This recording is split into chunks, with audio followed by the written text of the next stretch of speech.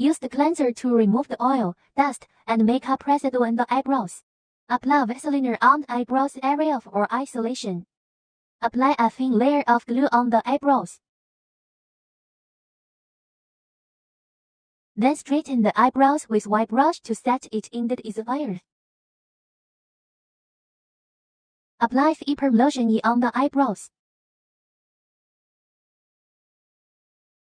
Then cover the eyebrows with a plastic wrap. Perming time is 5 to 8 minutes. Remove the Perm lotion with white brush. Apply Fixation R on the eyebrows.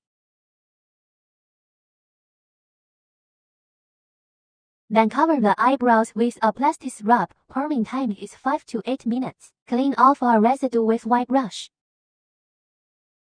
Use the cleanser to clean the eyebrows. Applying ELASH.RO to nourish the eyebrows.